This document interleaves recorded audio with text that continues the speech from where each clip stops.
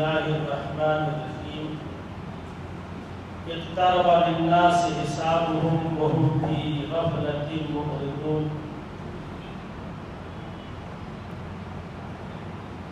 یہ 17ویں پارے کی تلاوت ہوئی ہے.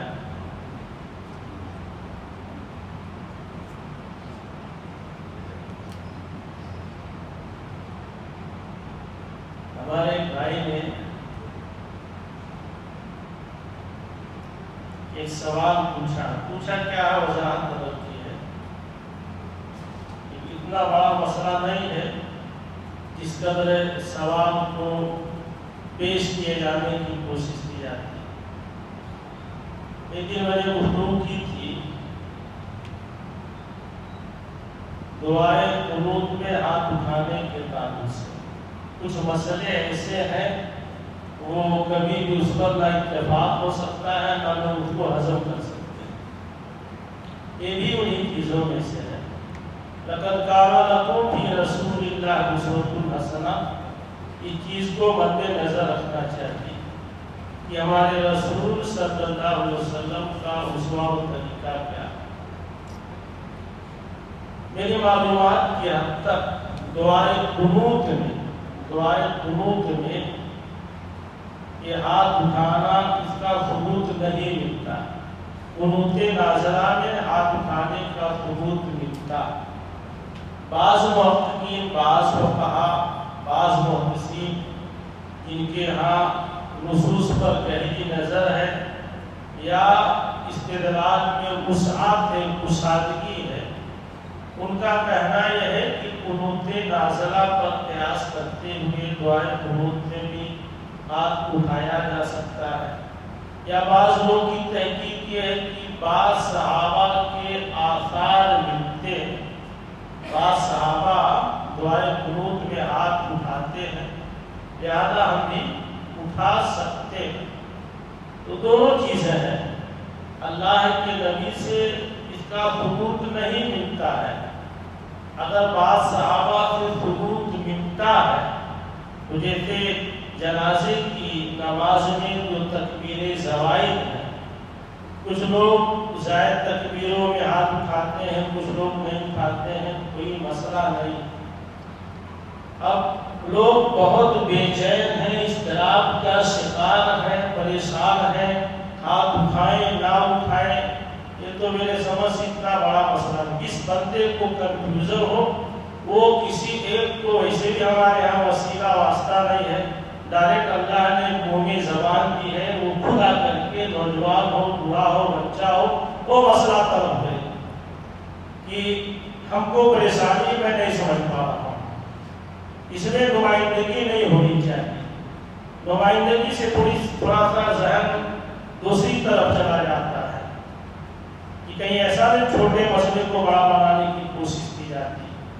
تو دیکھیے یہ ہمارا اپنا مطلب ایک نظریہ ہے قرآن و حدیث کی روشنی میں، اور ہمارے ہاں اس پر عمل ہوتا ہے کہ دعائے قنوت میں ہم لوگ ہاتھ نہیں اٹھاتے، منع بھی نہیں کرتے. اگر کسی کو دلیل ملتی ہے تو اپنا اٹھائے. اچھا کسی نے ٹوکا بھی نہیں ہے. شاید ایک ہفتہ پہلے گفتگو ہوئی تھی، بات آئی تھی، ختم ہو گئی تھی.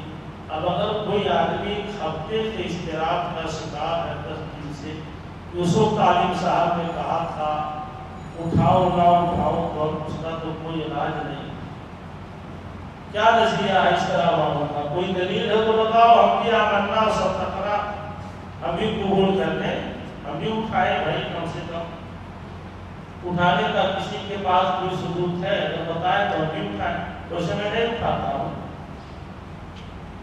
اضطراب کس بات کا ہے؟ کون ہو نوجوان، کون ہو بھائی جس کو پریشانی ہے دعا میں ہاتھ اٹھانے نہ اٹھانے کے تعلق سے؟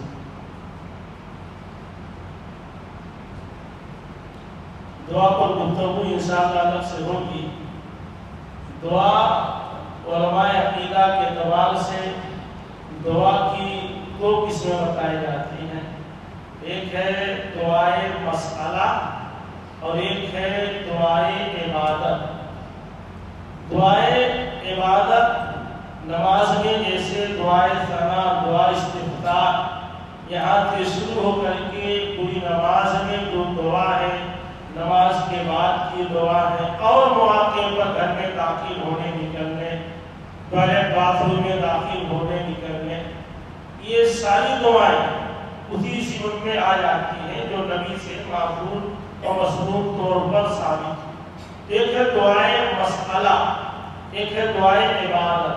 تو جو دعائیں عبادت ہے، جس کو عبادت سمجھ کر کے ہم دعا کرتے ہیں، ان میں کہیں بھی ہاتھ اٹھانے کا ثبوت نہیں ملتا۔ لیکن ایک ہے دعائیں مسئلہ مانگنے والی، مثلا یہی قنوت نازلہ، اللہ کے نبی نے مشرکین پر 1 مہینہ تک بد دعا کی، جس کو قنوت نازلہ کہتے ہیں۔ کسی بھی نماز میں آپ اس کو مانگ سکتے ہیں۔ تو اس میں تو باقاعدہ یہ ہے کہ اللہ کے نبی نے ہاتھ اٹھا کر کے مشرکین پر بد دعا کی تھی۔ استسقاء کے موقع پر اللہ کے نبی نے بارش طلب کی، وہاں بھی آپ نے ہاتھ اٹھایا۔ صحیح بخاری کتاب غزوہ حنین کی ایک روایت ہے ابو عامر کی کہ اللہ کے نبی جب حنین سے فارغ ہوئے تو آپ نے حوازن کی طرف ایک لشکر بھیجا اور ابو عامر کو لشکر کامل بنایا۔ وہ گئے، دشمن سے مقابلہ ہوا، اللہ نے فتح عطا کی، لیکن زخمی ہو گئے۔ زخم بڑا کاری، بڑا گہرا تھا۔ ایک صحابی پہنچے اور انہوں نے ان کو اٹھانے کی کوشش کی تو کہا نہیں، مجھے اٹھاؤ نہیں، جلدی سے جا کر کے اللہ کے نبی کو اطلاع دو کہ اللہ تعالیٰ نے ہم کو فتح عطا کی ہے، اور میرا سلام کہنا اور کہنا کہ میرے لیے اللہ تعالیٰ سے دعا کریں۔ اس کے بعد ان کی روح پرواز کر گئی۔ وہ صحابی رسول اللہ ابو موسیٰ اشعری ہیں، آئے، اللہ کے نبی سے پورا واقعہ بیان کیا۔ حدیث میں ہے فدعا بماء، اللہ کے نبی نے فوری طور پر پانی طلب کیا، ثم توضا، پھر آپ نے وضو کیا، اس کے بعد آپ نے کیا کیا، واستقبل القبلہ، قبلے کی طرف آپ نے رخ کیا، ورفع یدیہ، اور اپنے دونوں ہاتھوں کو اٹھایا اور کہا کہ اللہ اپنے بندے ابو عامر کو بخش دے، اللہم اغفر لعبید ابی عامر، کہ اللہ اپنی حقیر بندے ابو عامر کو بخش دے۔ ایک لشکر کے موقع پر اللہ کے نبی نے اس صحابہ کو بھیجا۔ اس زمانے میں مشرکین نے مسلمانوں کے تعلق سے یہ افواہ پھیلا دی تھی کہ یہ بددین ہو گئے، بددین، ان کو صابی کہتے ہیں، صابی۔ تو جب اس قوم پر مسلمانوں نے شمخور والا حملہ کیا تو وہ مسلمان ہو چکے تھے، تو انہوں نے اسلمنا اسلمنا کہنے کے بجائے کہا سبانا سبانا، یعنی کہنا یہ چاہیے کہ ہم اسلام لے آئے ہیں، لیکن مشرکین کے اسی غلط پروپیگنڈے کی وجہ سے وہ اسلمنا کے بجائے گاؤں دیہات کے رہنے والے تھے، سبانا سبانا کا، یعنی ہم بددین ہو گئے، ہم بددین ہو گئے۔ اب اس غلط فہمی کی بنیاد پر حضرت خالد بن ولید نے ان پر حملہ کیا اور 1-2 لوگوں کو قتل کر دیا۔ عبداللہ بن عمر اور کئی صحابہ تھے اس میں، انہوں نے فوراً روکا کہ نہیں، یہ تو شاید مسلمان ہو چکے ہیں، لیکن تب تک 1-2 لوگ قتل ہو چکے تھے۔ وہاں سے واپس آئے اور اللہ کے نبی سے پوری بات بتائی گئی کہ غالباً خالد بن ولید نے جلد بازی میں، عجلت میں 1-2 مسلمانوں کو بھی قتل کر دیا۔ فوری طور پر اللہ کے نبی نے اپنے دونوں ہاتھوں کو اٹھایا اور کہا کہ اللہ تعالیٰ خالد بن ولید کو معاف کر دے، خالد بن ولید سے جو غلطی ہوئی ہے میں اس سے بری ہوں۔ ایسی درجنوں مثالیں ہیں جہاں ہمارے نبی نے خصوصی طور پر دعا کی ہے، وہاں ہاتھ اٹھایا۔ تو یہ ہے دعائے مسئلہ، جہاں کچھ مانگا ہے، طلب کیا ہے، وہاں آپ نے ہاتھ اٹھایا ہے۔ لیکن جو دعائے عبادت کے طور پر ہے، اس میں میری تحقیق کے مطابق ہاتھ اٹھانے کا ثبوت نہیں ملتا ہے۔ اگر کسی کو ملتا ہو، چاہے کسی صحابی کا اثر ہو، وہ مان سکتا ہے۔ اگر نہیں ہم کو ملتا ہے تو ہم نہیں مانتے ہیں، کیونکہ عبادات میں کوشش یہ ہونی چاہیے کہ جتنا نبی سے ثابت ہو اتنا کرنا چاہیے۔ عبادات علم کہتے ہیں توقیفی ہوتا ہے، عبادات میں ثبوت کا ہونا ضروری۔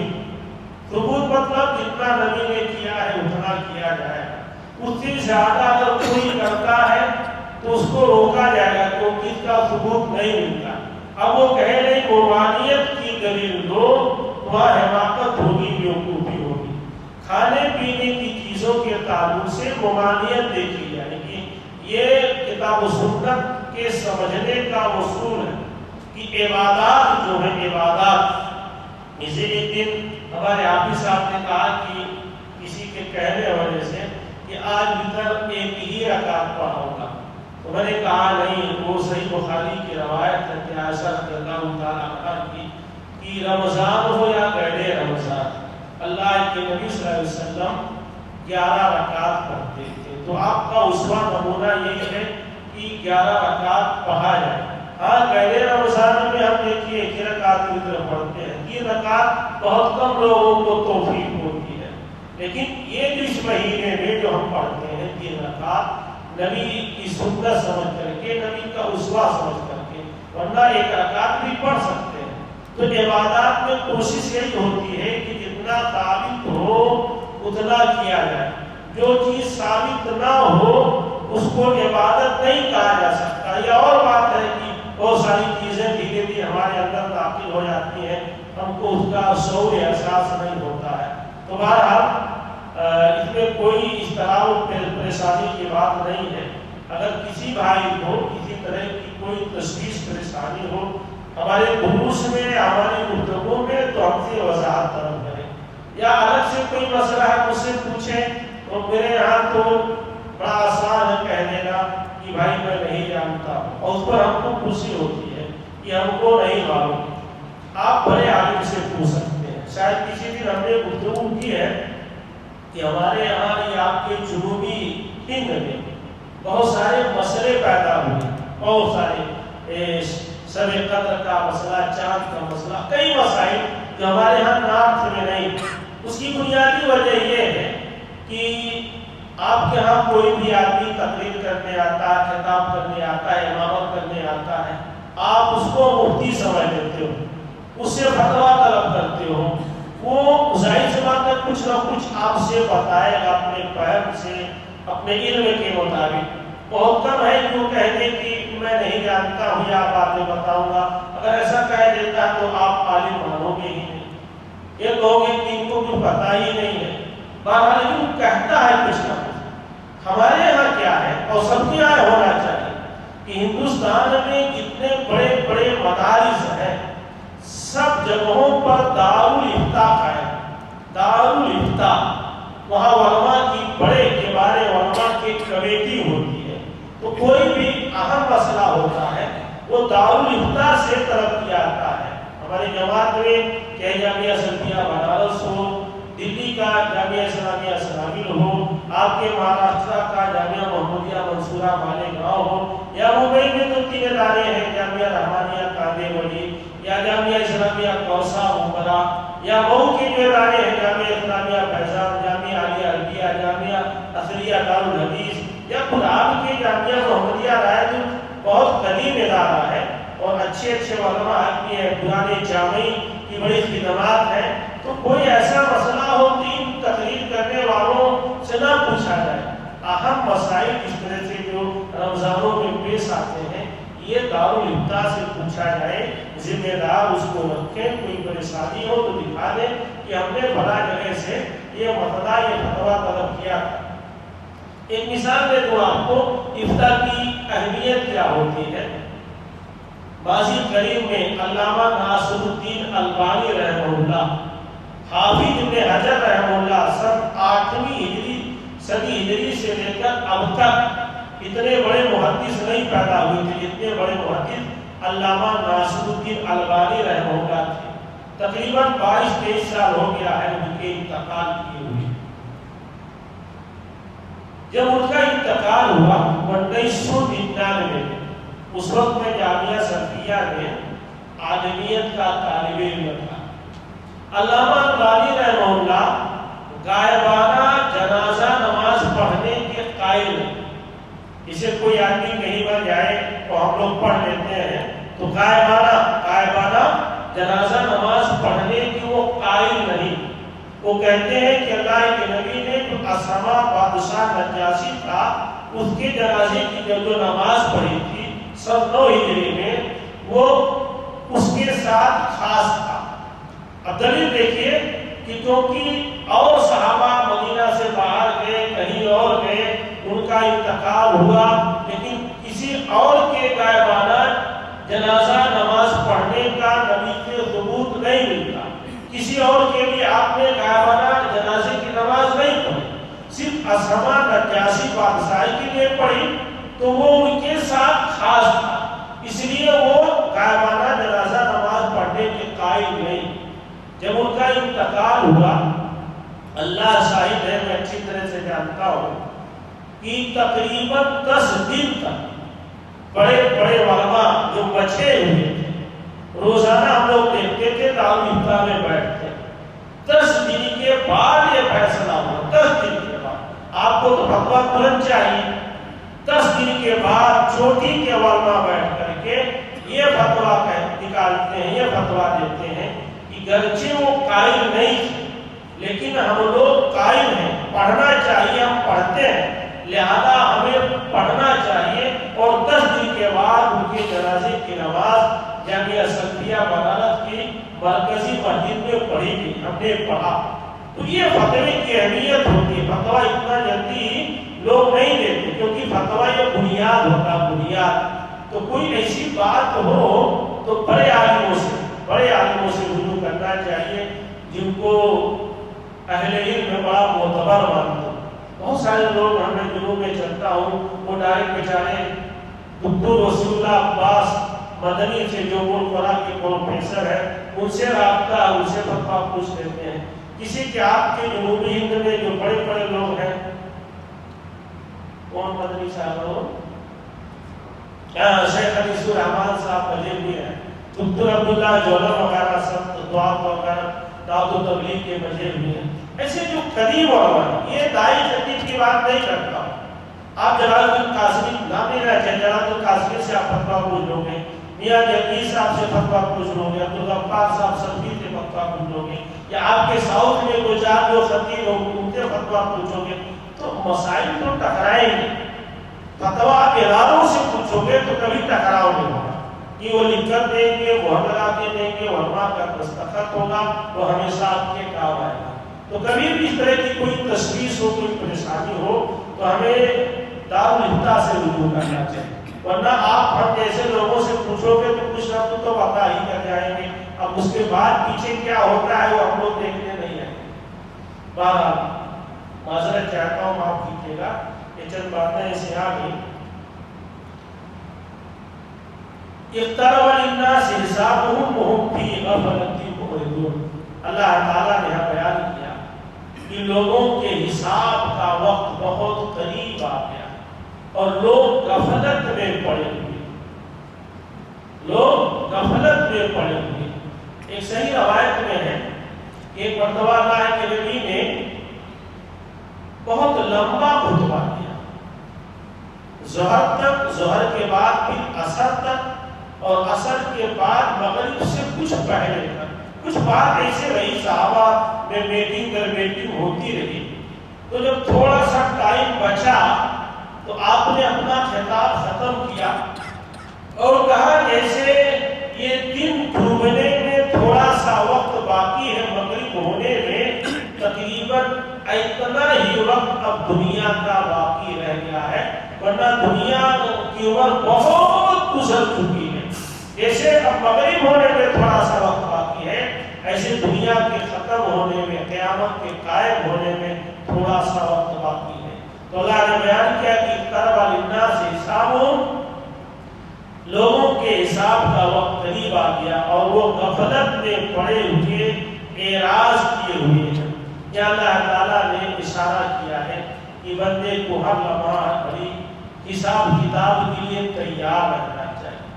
کب؟ جیسے ہی موت کا فرشتہ آتا ہے آدمی مکان سے قبر میں پہنچ جاتا، لمحوں نہیں لگتا، روح نکلتے ہی میں نے خود مشاہدہ کیا ہے اور سب کے ایسا ہوتا، روح نکلتے ہی وہ لاش اجنبی ہو جاتی ہے، ٹھک دیا جاتا ہے، لوگ ڈرتے ہیں، خوف کھاتے ہیں، چھونا نہیں چاہتے، بالکل اجنبی ہو جاتا۔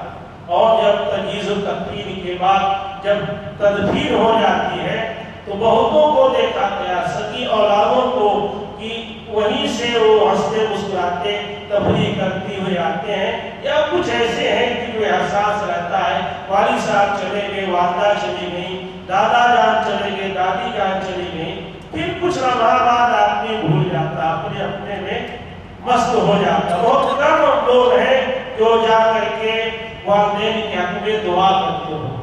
اب اتنے لوگ ہیں، آپ سچائی سے بچائیں کہ کتنا مہینہ اگر راستے میں نہ قبر پڑی، نہ قبرستان پڑا ہو تو کتنے لوگ گئے ہوں گے اپنے ماں باپ کے قبر پر والدین کے حق میں دعا کرنے کے لیے، زیارت کرنے، زیارت کا حکم ہے شریعت میں، زیارت کرنے ان کے حق میں دعا نہیں، توفیق ہوتی نہیں، اللہ ہدایت دیتا ہے۔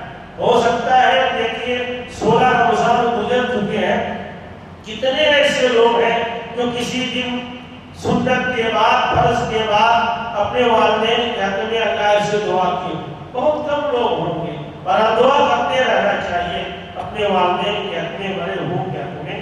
تو یہ غفلت کی بات ہے۔ آگے اللہ رب العالمین نے کچھ اہم باتوں کا تذکرہ کیا ہے کہ قیامت کے تعلق سے اور نبیوں کے دنیا میں بھیجے جانے کے تعلق سے۔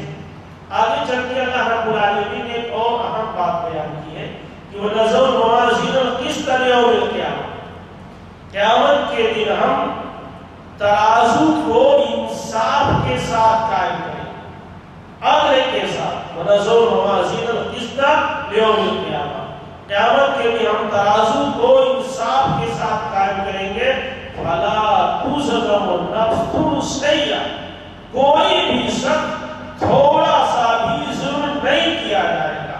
وَإِنْ كَانَ مِثْقَالَ حَبَّةٍ مِّنْ خَرْدَلٍ، اگر رائی سبز ہو، اگر رائی کے دانے کے برابر بھی اس کا کوئی عمل ہوگا، أَتَيْنَا بِهَا، ہم اس کو لے کر آئیں گے، وَكَفَىٰ بِنَا حَاسِبِينَ، اور ہم حساب کے لیے کافی۔ کوئی بھی عمل، کوئی بھی نیکی، چاہے خیر کی ہو چاہے شر کی ہو، اللہ تعالیٰ کہتا ہم اس کو لے کر آئیں گے، اس کو تولیں گے، ترازو میں رکھیں گے، پلڑے میں رکھیں گے۔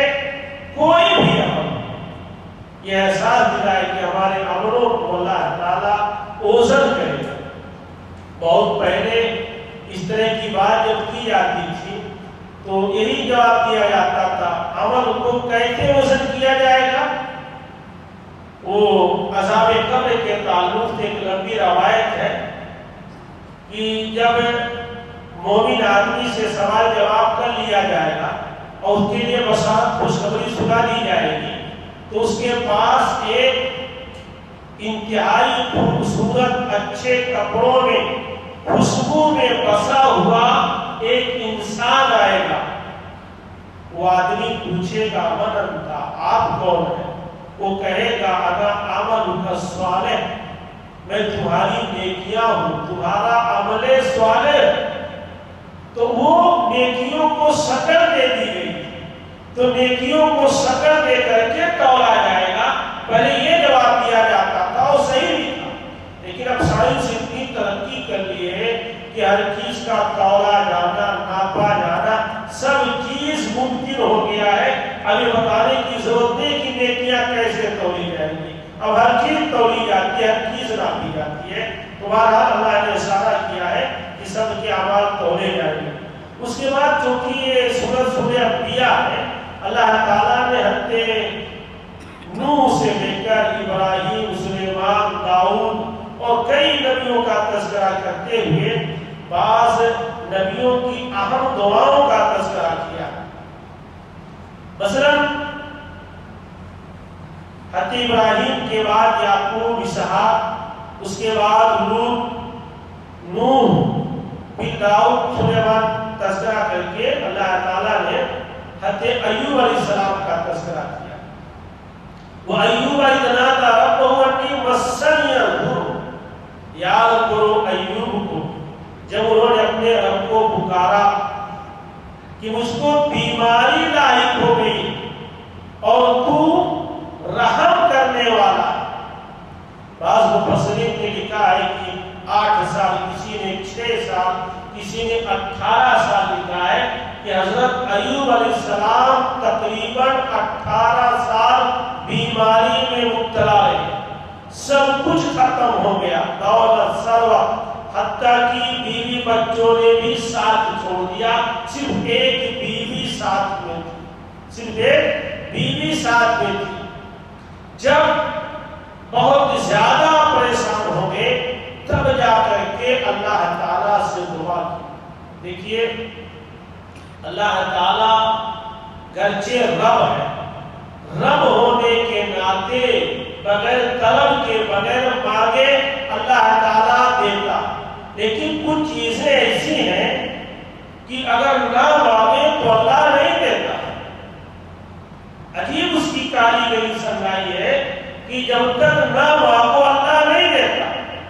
اب چاہے 6 سال، 8 سال، 18 سال حضرت ایوب بیماری مبتلا ہے، اللہ نہیں دیکھتا رہا ہوگا کہ ہمارا بندہ ہے بیماری مبتلا ہے، پریشان حال ہے، دکھوں سے پوچھ رہا ہے، پیغمبر ہے، نبی ہے، لیکن پریشانیاں بڑھتی ہیں. جب انہوں نے اللہ تعالیٰ سے دعا کی کہ مجھے بیماری لاحق ہو گئی، اچھا یہ بھی نہیں کہا کہ تو بیماری دور کر. انبیاء اللہ تعالیٰ سے کب مانگتے تھے؟ نہیں کہا کہ ہماری بیماری دور کر دے، کہا انت ارحم الراحمین، تو رحم کرنے والا. اللہ کہتا فاستجبنا لہ، تو ہم نے ان کی دعا سن لی. فکشفنا ما بہ من ضر، اور جو جو تکلیف تھی ہم نے دور کر دیا. وآتیناہ اہلہ، اور پھر سے ہم نے ان کے اہل و عیال دی. ومثلہم معہم، اور ان کے ساتھ کچھ اور بھی دیا. رحمت من عندنا، اپنی طرف سے بطور رحمت کے فضل. 18 سال اللہ سے دعا نہیں کی، اللہ نے بیماری نہیں ختم کی. جب اللہ تعالیٰ سے دعا کی تب اللہ تعالیٰ نے بیماری کو ختم کیا. اسے پہلے غالباً سورہ آل عمران میں تذکرہ آیا تھا حضرت زکریا علیہ السلام کا. حضرت زکریا بوڑھے ہو گئے، ان کی بیوی بوڑھی ہو گئی، باج ہو گئی. قرآن میں باج بچہ پیدا کرنے کی صلاحیت ختم ہو گئی. لیکن جب ایک دن انہوں نے مریم کو غیر موسمی پھل کھاتے ہوئے دیکھا تو پوچھا یا مریم انا لکی ھذا، اے مریم یہ کہاں سے آیا؟ تو انہوں نے کیا کہا؟ ہوا بِإِذْنِ اللَّهِ، اللہ کے پاس. ان کے ذہن میں بات آئی کہ اللہ بغیر موسم کے پھل دے سکتا ہے، تو کیا ہم میاں بیوی کو اولاد نہیں دے سکتا ہے؟ وہی ہنالک دعا زکریا ربہ، اسی موقع پر اللہ تعالیٰ نے زکریا نے دعا کی، اپنے رب کو پکارا، رب ھب لی من لدنک ذریۃ طیبہ، کہ اللہ ہم کو اپنی طرف سے پاکیزہ اولاد عطا. پھر یہاں وہی بات دہرا رہا ہوں کہ بڑھاپے تک انہوں نے اللہ تعالیٰ سے اولاد نہیں مانگی. نبی رسول تھے، پیغمبر تھے، اللہ علیم بذات صدور ہے، اللہ حالتوں کو جانتا تھا، پھر بھی نہیں دیا. جب بڑھاپے میں جا کر کے انہوں نے اللہ تعالیٰ سے دعا کی تو اللہ تعالیٰ نے ان کو اولاد عطا کی.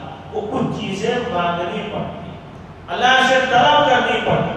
رب ہونے کے ناطے روزی دیتا ہے، لیکن کچھ چیزیں ایسی ہیں جب ہم نہیں مانگیں گے تو اللہ دیتا بھی نہیں. دونوں نبیوں کی مثال آپ کے سامنے موجود ہے. آگے چل کر اللہ تعالیٰ نے حضرت اسماعیل کا تذکرہ کیا ہے.